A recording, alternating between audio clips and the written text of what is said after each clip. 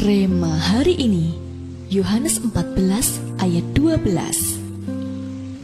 Aku berkata kepadamu, sesungguhnya barang siapa percaya kepadaku, ia akan melakukan juga pekerjaan-pekerjaan yang aku lakukan, bahkan pekerjaan-pekerjaan yang lebih besar daripada itu, sebab aku pergi kepada Bapa.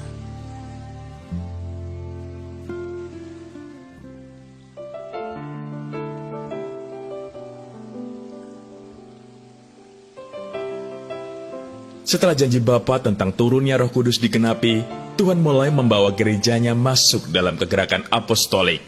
Jemaat mula-mula menanggapinya dengan begitu berapi-api. Semakin hari mereka bertumbuh dalam Tuhan dan pertobatan jiwa-jiwa semakin nyata.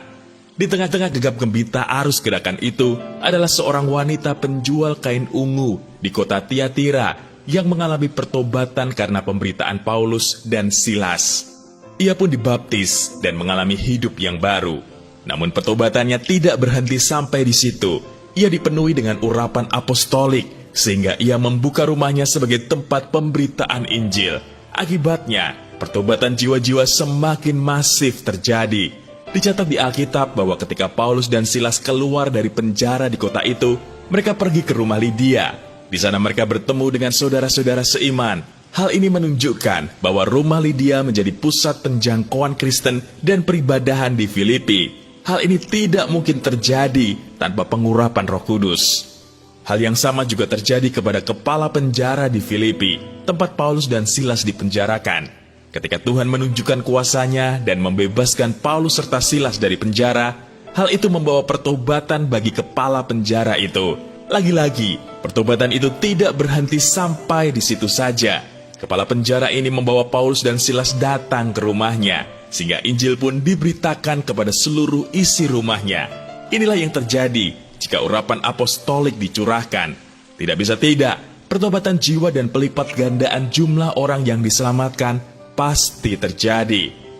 Ini bukan tentang apa pekerjaan kita, apa pelayanan kita, apa jabatan kita, ataupun apa masalah yang sedang menimpa kita. Namun tentang sejauh mana kita mau meresponi mandat apostolik dari Tuhan. Siapapun kita, pasti bisa dipakai Tuhan. Karena itu, mari bersiap, tanggalkan semua beban dan mulailah melihat bahwa Tuhan sedang benar-benar membawa gerejanya masuk dalam kegerakan apostolik akhir zaman. Maka hidup kita pun akan dibawa masuk dalam dimensi apostolik. Haleluya! Sudahkah Anda menuliskan nama-nama orang yang akan Anda selamatkan bagi Tuhan? Menurut Anda, bisakah Tuhan memakai pekerjaan, keluarga, pergaulan Anda untuk menjadi agen kerajaan-Nya? Mengapa demikian? Bagaimana Anda bisa mempersiapkan diri untuk menyerahkan pekerjaan, keluarga, studi Anda sebagai sarana pemberitaan Injil bagi Tuhan?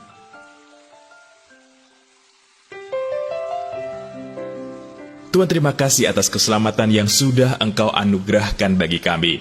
Kami tahu hal itu tidak boleh berhenti pada diri kami.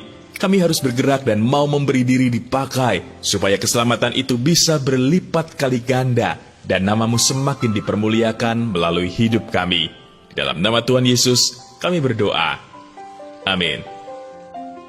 Tuhan sedang membawa gerejanya masuk dalam dimensi apostolik.